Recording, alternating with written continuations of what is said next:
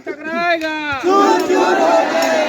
रंजीत टोप्पो को अविलंब गिरफ्तार करो, गिरफ्तार करो, गिरफ्तार करो, रंजीत टोप्पो को अविलंब गिरफ्तार करो, गिरफ्तार करो, गिरफ्तार करो। भूमि माफिया होश में आओ, होश में आओ, होश में आओ। आदिवासियों का जमीन लूटना बंद करो, बंद करो, बंद करो। आदिवासी एकता जिंदाबाद, जिंदाबाद, जिंदाबाद, आदिवासी एकता जिंदाबाद, जिंदाबाद, जिंदाबाद। रंजीत टोप्पो को अविलंब गिरफ्तार करो, गिरफ्तार करो, गिरफ्तार करो। बीडीओ मुर्दाबाद, मुर्दाबाद, मुर्दाबाद। यहाँ आदिवासी सरकार है ही नहीं। अगर आदिवासी सरकार होती तो आज यहाँ पे आदिवासी परिवार का हित का रक्षा होता। दलाल प्रवृत्ति के लोग सारे दलालों यहाँ से भागते हुए फर्जी वंशावली बना करके दलाल द्वारा कब्जा किया जाना और बार बार वो थाना में जाकर के आवेदन देना, ऊपर के अधिकारियों को आवेदन देना, लेकिन फिर भी कोई काम नहीं उनके पक्ष में होना, ये बयां करता है। राजनीतिक गलियारों में जाकर के सरकार के नुमाइंदों को भी इस पूरे प्रकरण से अवगत कराने के बावजूद भी कोई कार्रवाई नहीं होना, यह बयां करता है कि यहाँ आदिवासी सरकार है ही नहीं। अगर आदिवासी सरकार होती तो आज यहाँ पे आदिवासी परिवार का हित का रक्षा होता। आज यहाँ जो पुलिस प्रशासन है वो कानून के अगर सही मायने में रखवाले होते तो कानून कहता है कि गैर आदिवासी कतई आदिवासी जमीन ले नहीं सकता है। केवल जमीन की लूट चल रही है, हमारे ही लोगों को दलाल बनाकर, और जो गैर आदिवासी है वो लोग हावी हो जाते हैं जमीन पे पैसा देकर। आज भी जो रंजीत टोप्पो है, जो फर्जी जल जंगल जमीन के जो मालिक हैं आदिवासी, उनकी सारी कानूनें ध्वस्त कर दी गई है। 15 नवंबर 2000 जब एकीकृत बिहार से अलग होकर झारखंड राज्य की पटकथा लिखी गई और झारखंड राज्य का गठन हुआ, तब से लेकर अब तक आदिवासी बहुल राज्य होने के बावजूद झारखंड में आदिवासियों की जमीन लगातार लूट हो रही है। आज भी कुछ उसी तरह का माहौल बदस्तूर जारी है और इसे लेकर समाज के लोग कहीं ना कहीं आहत है। आज मैं जिस समय जिस जगह पर मौजूद हूं, उस जगह को कहते हैं राजधानी रांची का कांके रोड, और ये गांधी नगर है। गांधी नगर में भी एक ऐसी जमीन है जिस पर लूट मची हुई है और कहीं ना कहीं हस्तक्षेप हुआ है। हस्तक्षेप इसलिए कि सीएनटी एक्ट के तहत आने वाली जमीन हो या फिर आदिवासियों की जमीन हो, इस पर भूमाफियाओं की नजर पड़ती है और वो कहीं ना कहीं इस पर अपना कब्जा जमाना चाहते हैं। एक ऐसे ही पीड़ित हमारे साथ मौजूद हैं जो कि जिनका नाम है जगन्नाथ टोप्पो। इन्होंने दावा किया है कि ये हमारा जमीन है, हमारे पूर्वजों की जमीन है और इसे गलत तरीके से गलत वंशावली बनाकर इसे हड़पने का प्रयास किया गया है। हमारे साथ जगन्नाथ टोप्पो जी हैं। सबसे पहले इनसे बात करेंगे, लेकिन जानना ये भी जरूरी है कि जगन्नाथ जी ये बताइए, इस जमीन की जो इतिहास है क्या कुछ इसका है?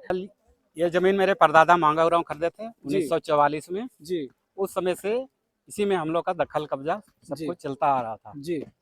लेकिन बीच में मेरे वंशावली से छेड़छाड़ करके हाँ। रंजीत टोप्पो हाँ। फर्जी तरीका से हाँ। अपने नाम से मोटेशन करवा लिया, जबकि ऑलरेडी पहले से ही इस जमीन का मोटेशन हम लोग का रसीद लगान कटते आ रहा है। कब से कट रहा है और ये रंजीत टोप्पो कौन है? रंजीत टोप्पो मेरा कोई गोतिया भाई हुई नहीं है सर। वो हमारा कुछ नहीं लगता है, हमारे परिवार का नहीं हो। लेकिन कैसे बनाया, सिर्फ उसका टाइटल में उसके दादू का नाम जो परदादा है उसका भी नाम मांगा ही है, मेरा भी परदादा का नाम मांगा है। इस जमीन का खाता नंबर, प्लॉट नंबर, मौजा और क्या कुछ डिटेल है इसका? इसका खाता नंबर हो गया 66, प्लॉट नंबर 1364 और टोटल इसका रकबा हो गया 1 एकड़ 94 डेसिमल। अच्छा, माने करीब करीब 94 से 95, 1 एकड़ 95 डेसिमल। 1 एकड़ 94 डेसिमल है सर। अच्छा, उसमें है कि 97 डेसिमल मेरे छोटे भाई चाचा उसके हिस्से में चला गया और आधा हिस्सा हमारे हिस्सा में आ गया। तो मेरे छोटे भाई बेच दिया और मेरे अभी नहीं बेचे हैं। उसी में रंजीत टोप्पो अभी कब्जा करने का कोशिश कर रहा है, दलाल भू माफिया लोग के लेके। तो इसका शिकायत कहीं आप नहीं किए पहले कि हमारी जमीन के साथ खिलवाड़ हो रहा है, ऐसा हो रहा है? कभी किसी ने आगे आकर के पहलकदमी करने की जरूरत समझा? जी सर, पहले हम लोग बहुत बार इसको रोकने का प्रयास किया, थाना में दिए, सभी जगह दिए, मुख्यमंत्री सचिवालय तक भी दिए, उसके बाद भी कार्रवाई हुई। अच्छा, तो पुलिस प्रशासन की ओर से सहयोग मिला आपको? पुलिस प्रशासन आती है, काम रुकता है, फिर 2 दिन में फिर चालू हो जाता है। अब जब वहाँ जाते हैं कि सर काम हो रहा है तो बोलता है कि नहीं हम पेट्रोलिंग गाड़ी भेज दिए हैं, रुक जाएगा काम। आते हैं तो देखते हैं फर्स्ट क्लास काम चल रहा है बिना रोक टोक के। मैंने फिर से वही काम होता फिर है। वही काम। तो अभी आप क्या इतना लोग को लेकर के जो आए हैं, ये क्या चल रहा है? ये सर हमारे समाज के लोग हैं, जब पुलिस प्रशासन हमको मदद नहीं मिली तो हम अपने समाज के संगठन को एप्लीकेशन दिया, ये लोग मेरा सहयोग कर रहे हैं। मैंने समाज के लोगों ने सहयोग किया, पुलिस के तरफ से, पदाधिकारियों की तरफ से सहयोग नहीं मिला? वैसे सहयोग नहीं मिला सर। नहीं मिला। वो सीधे बोलता है पहले जो कोर्ट जाओ, वहाँ से 144 का लेटर लेके आओ, उसके बाद हम लोग जाके काम रोकेंगे, इस टाइप का। तो झारखंड की हेमंत सोरेन सरकार कहती है आंदोलनकारी का बेटा है, झारखंड के लोगों के लिए हमेशा उनके हितकारी के लिए खड़े रहते हैं। वर्तमान में झारखंड में आपकी योजना, आपकी सरकार, आपके द्वार कार्यक्रम चल रहा है, जिसमें सरकार लोगों के घर तक जाकर पहुंच रही है, उनकी समस्याओं को जान रही है, उनको कह रही है कि आपका जो अधिकार है ये आपको मिलेगा, आपकी जमीन, आपकी पहचान आपसे लूटी नहीं जाएगी। बावजूद आदिवासियों की जमीन जिस तरह से लूट मची है, वो अपने आप में सरकार को एक बड़ी चुनौती है और इस पर गंभीरता से सोचने की जरूरत है। मैडम, अभी फिलहाल जिस तरह से यहाँ पर चल रहा है, ये सरकारी पदाधिकारियों की तरफ से कोई पहल नहीं, समाज के लोग, समाज के अगुआ आज आए हैं बचाव के लिए, आखिर ये कब तक चलेगा? जब से बिहार से झारखंड अलग हुआ है, तब से ऐसी स्थिति बनी हुई है। लोगों का सोच था, आंदोलनकारियों का सोच था कि हमारा विकास होगा, लेकिन कहीं से हमारा विकास दिखाई नहीं दे रहा है। उस 2000 से जब से अलग हुई, तब से केवल जमीन की लूट चल रही है। हमारे ही लोगों को दलाल बनाकर, और जो गैर आदिवासी है वो लोग हावी हो जाते हैं जमीन पे पैसा देकर। आज भी जो रणजीत टोप्पो है, जो फर्जी इनका वंशावली बना के जो आए हैं, वो भी उसी तरह के लोगों के साथ मिल के यहाँ पर ही पूरी जमीन को बेचने का प्रयास किया जा रहा था उनके द्वारा। और जब थाना में इन लोगों गए तो थाना की तरफ से कोई खास पहल नहीं हुई। डीसी, एसपी, मुख्यमंत्री, राज्यपाल सभी को आवेदन देने के बाद उसके बाद लगा कि यहाँ कोई कार्रवाई नहीं हो रही है, और डेली प्रतिदिन यहाँ जो मकान था उस पर काम चल रहा है, चारदीवारी का काम इधर चल रहा है। तब ऐसी परिस्थिति में उन लोगों ने गुहार किया कि जन संगठन ही अब हमें बचा सकता है। तब जन संगठन को आवेदन मिला जाए, आदिवासी केंद्रीय परिषद को, आपके और यूथ जो संगठन है उनको भी मिला। तो सब कोई मिल के हम लोग सारे लोग निर्णय लिए कि हम लोग को ये बचाना चाहिए। आदिवासियों की जमीन, आदिवासियों की पहचान बताने की बात सरकारी तौर पर तो की जाती है, लेकिन फिर भी इस तरह का काम चल रहा है। अभी वर्तमान में जिस तरह से आदिवासियों की जमीन को लेकर थाना क्षेत्र की बाध्यता को समाप्त करने वाली बात चल रही है, ऐसे में तो और संघर्ष बढ़ेगा आप लोगों का? फिर संघर्ष नहीं बढ़ेगा। देखिए, हमारा आदिवासी अगर बचता है, थाना क्षेत्र की बाधिया को लेके हम लोग आंदोलन किए थे 6/9/2021 में, और हम लोग चाहते थे कि आदिवासी का विकास हो। हमारे लोग जो विकास के क्रम में वो लोग चाहते हैं कि हमारा भी विकास हो, वो शहर में बसना चाहते हैं, वो शहर में बसे, व्यवसाय करे। इस क्रम में ही थाना क्षेत्र की बाध्यता को हम लोग आंदोलन करके हटाए थे। लेकिन आज की परिस्थिति में ऐसा हुआ, आज की परिस्थिति में ऐसा है कि थाना क्षेत्र की बाध्यता को गलत तरीके से प्रेजेंट किया जा रहा है, जबकि उस तरह की परिस्थिति नहीं है। हमारे लोग बसेंगे, उनका विकास होगा, और झारखंड में हमारे पूर्वज ने आंदोलन किया तो हम कहीं भी स्वतंत्र हो सकते हैं जमीन खरीदने के लिए। गैर आदिवासी पटना से आके खरीद रहा, राजस्थान से, यूपी से, बिहार से आके यहाँ खरीद रहा है जमीन, और हम अपने झारखंड में कहीं भी दूसरे थाना के अंतर्गत जमीन नहीं लेंगे तो कैसे हमारा विकास होगा। और लोन का जो प्रावधान है सीएनटेक्ट में, तो सीएनटेक्ट में थाना क्षेत्र की बाध्यता के कारण लोन नहीं मिल पा रहा है आदिवासियों को। इस वजह से भी बहुत लोग ये जमीन माफिया के गिरोह में शामिल हो गए हैं।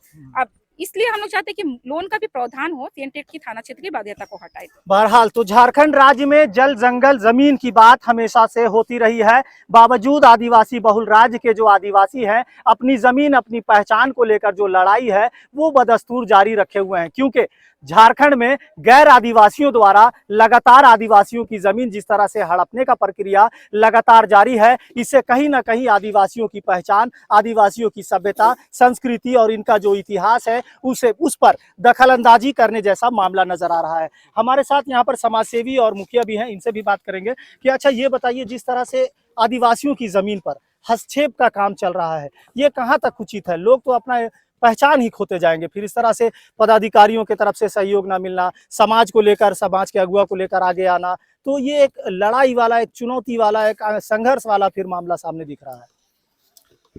सबसे पहले तो जो ये आज जो चुनौती जो ये निकल करके सामने आई है, इसका सबसे बड़ा कारण है कि व्यवस्था का ध्वस्त होना।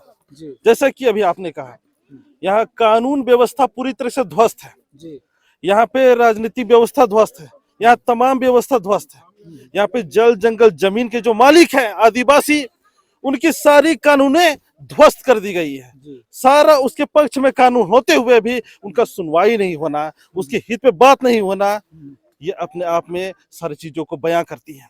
आज जैसा आप देख रहे हैं यहाँ पर कि आज जो मूल रैयत है, उस रैयत के जमीन पे फर्जी वंशावली बना करके दलाल द्वारा कब्जा किया जाना और बार बार वो थाना में जाकर के आवेदन देना, ऊपर के अधिकारियों को आवेदन देना, लेकिन फिर भी कोई काम नहीं उनके पक्ष में होना, ये बयां करता है। राजनीतिक गलियारों में जाकर के सरकार के नुमाइंदों को भी इस पूरे प्रकरण से अवगत कराने के बावजूद भी कोई कार्रवाई नहीं होना, यह बयां करता है कि यहाँ आदिवासी सरकार है ही नहीं। अगर आदिवासी सरकार होती तो आज यहाँ पे आदिवासी परिवार का हित का रक्षा होता। आज यहाँ जो पुलिस प्रशासन है वो कानून के अगर सही मायने में रखवाले होते तो कानून कहता है कि गैर आदिवासी कतई आदिवासी जमीन ले नहीं सकता है। तो यहाँ पर सख्त रूप से कानून की सारी यहाँ धज्जियां उड़ाई जा रही है, जिसमें कहीं ना कहीं सारे लोग संलिप्त है। यहाँ के जो सीईओ है, जो यहाँ के जमीन का जो देखरेख करता है, वह सीईओ भी पूरी तरीके से इस मामले में संलिप्त साफ तौर पे नजर आता है। अंततः ये भूल जाते हैं लोग कि आदिवासी एक कुटुंब है, एक परिवार है, और वह अपने परिवार की हिफाजत करना अच्छी तरीके से जानता है। जब कोई नहीं सुनेगा तो आदिवासी समुदाय सुनेगा, और आज आदिवासी समुदाय यहाँ पे आज मौजूद है। और आज जब मौजूद है तो सारे दलाल प्रवृत्ति के लोग, सारे दलालों यहाँ से भागते हुए यहाँ से दिखे। क्यों भागे? आज भागने का कारण है कि वह गैर कानूनी ढंग से एक पीड़ित परिवार का, उसका जमीन को छूने का, लूटने का काम कर रहे थे। अगर वह सही मायने में सही होते किसी भी एंगल से, तो वह आज यहाँ पे खड़े रहते। तो ये चीज साफ तौर से दर्शाता है। बिल्कुल, तो सुना आपने यहाँ के लोगों का सीधे तौर पर कहना है कि झारखंड में आदिवासी सरकार होने के बावजूद आदिवासियों के साथ खिलवाड़ हो रहा है।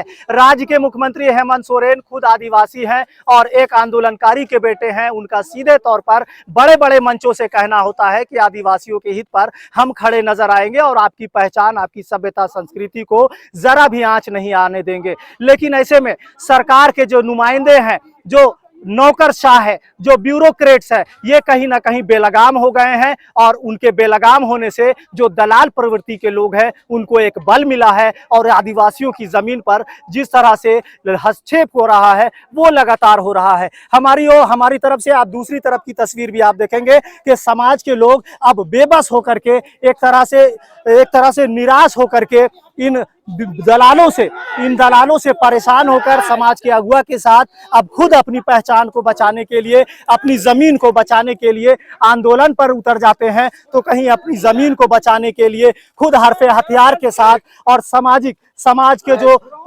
का जो हथियार होता है, समाज का जो सांस्कृतिक जो चीजें होती है, उन तमाम चीजों के साथ यहाँ अपनी जमीन, अपने अधिकार को बचाने के लिए खड़े हो जाते हैं। आप देख सकते हैं इन तमाम तस्वीरों के माध्यम से कि अब झारखंड के आदिवासी जो हैं, झारखंड के जो रैयत हैं, अपनी जमीन, अपनी भूमि, अपनी पहचान को बचाने के लिए हर उस मसले से गुजरना चाहते हैं जो इनकी पहचान पर अड़चन बनते हैं। ऐसे में महिलाओं के हाथ में हथियार भी है, सांस्कृतिक हथियार। ये क्या हथियार लेकर आप यहाँ पहुंच गए? क्या है ये?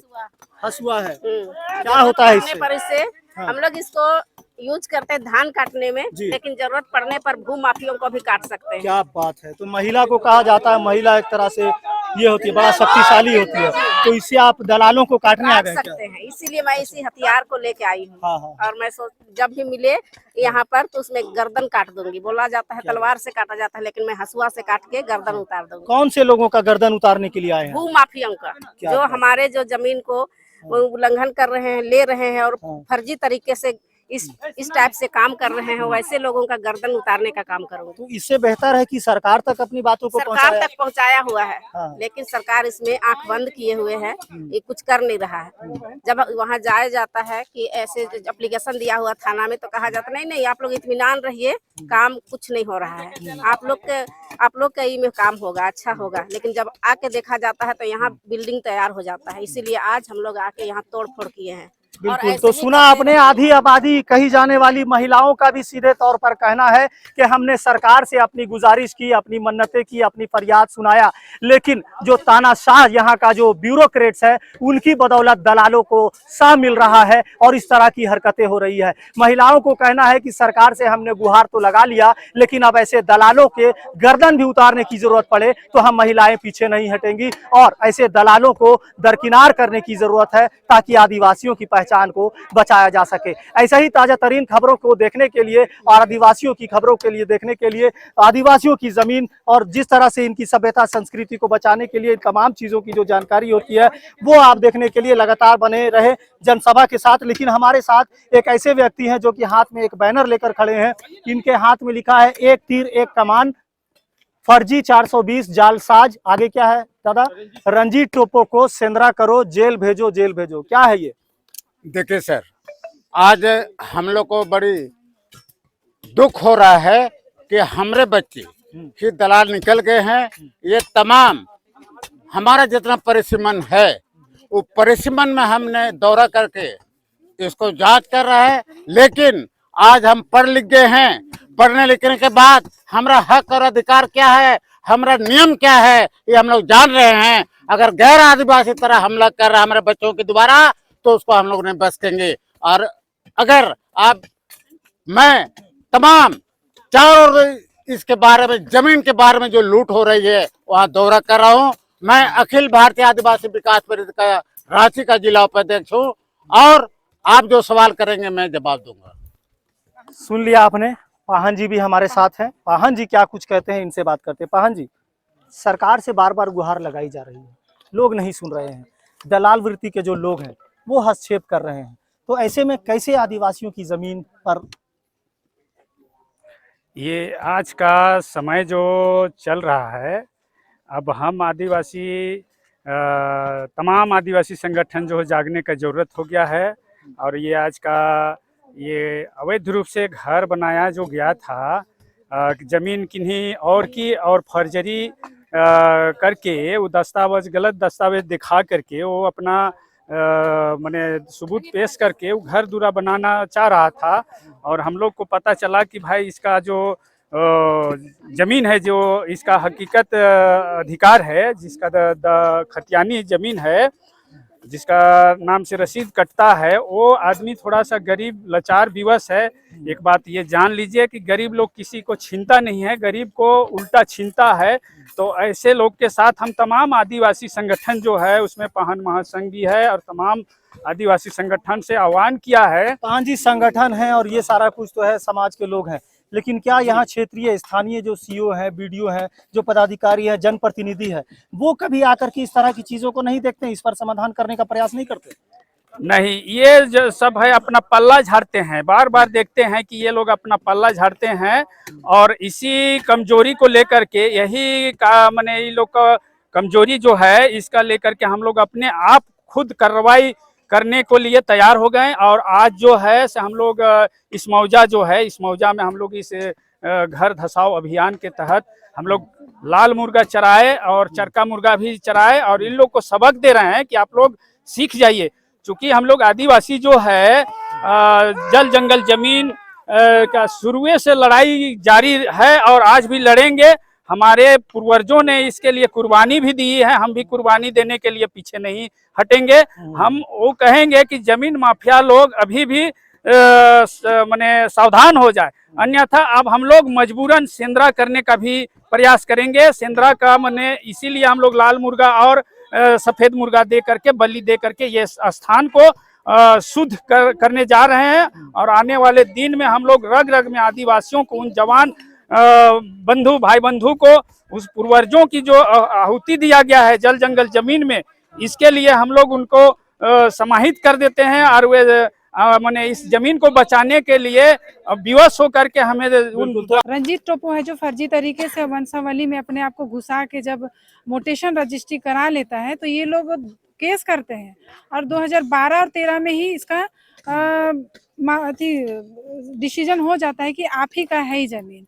लेकिन यहाँ पे सवाल ये है कि रंजीत टोपो कैसे वंशावली को अपना साबित करके अपने नाम से मोटेशन करता है। यहाँ पे सीओ के ऊपर भी केस होना चाहिए और ये सिर्फ यहाँ हेहल मौजा का बात नहीं है, यहाँ पे पूरा झारखंड का मामला है कि यहाँ के सीओ और बीडीओ एक तरह से आदिवासी को खत्म करने के लिए लगे हुए, क्योंकि जमीन से जुड़ा आदिवासी है, जल जंगल जमीन रहेगा तब आदिवासी रहेंगे। तो इसको खत्म करने के लिए कहीं ना कहीं बहुत बड़ा सिंडिकेट चल रहा है और ये इसके ऊपर बहुत बड़ा बड़ा नेता लोग हैं। सिर्फ ये मत सवाल करिए पत्रकार महोदय कि हेमंत सोरेन आदिवासी है, यहाँ पे हमारे बीजेपी का जो राष्ट्रपति है वो भी आदिवासी है, वो गवर्नर थी, यहाँ पे गवर्नर थी और उसी के अंदर में सारे आदिवासियों का जमीन का देखरेख था उनके हाथ में। उस टाइम उसके कार्यकाल में देखिए कि कितना आदिवासियों का जमीन छीना गया, यहाँ तक कि जमीन अधिग्रहण भी किया गलत तरीके से। लेकिन द्रौपदी मुर्मू जी वो कभी आदिवासियों की मदद नहीं की। आज वो राष्ट्रपति हैं लेकिन उसे हम लोग को कोई उम्मीद नहीं है। जब गवर्नर होकर आदिवासी लोग का जमीन संरक्षण का उनको सबसे बड़ा कार्यभार दिया गया था जो वो नहीं की, तो राष्ट्रपति बन के भी कुछ नहीं करेगी वो। तो हेमंत सोरेन एक तरह से पंगु महसूस कर रहे, क्योंकि यहाँ पे जो राजनीतिक दल का जो रुतबा है वो उसको काम नहीं करने दे रहा। वो कर रहे हैं आज भी। देखिए यहाँ पे सीओ दोषीदार है कि उसके नाम से कैसे मोटेशन हो गया। तो आज यहाँ सादा पट्टा में आदिवासियों का जमीन, यहाँ जितना देख रहे हैं ना, कहीं आदिवासी खोज के दिखा दीजिए रिपोर्टर महोदय, किसी आदिवासी का जमीन नहीं है, घर नहीं है, लेकिन आदिवासियों का जमीन है। ये देखिएगा सादा पट्टा में सारे लोग बैठे, ये कैसे हो रहा है? पहले भी तो बीजेपी की सरकार थी, रघुवर के समय तो सबसे ज्यादा गड़बड़ हुआ है। जब ऑनलाइन जब चालू किया गया वहाँ लाखों ऐसा मामला है जो आदिवासियों का जमीन को जनरल में तब्दीली कर दिया गया। उस मामला का क्या है? अभी हेमंत बैठा तो हेमंत के ऊपर तो सब अंगुली उठा रहे हैं।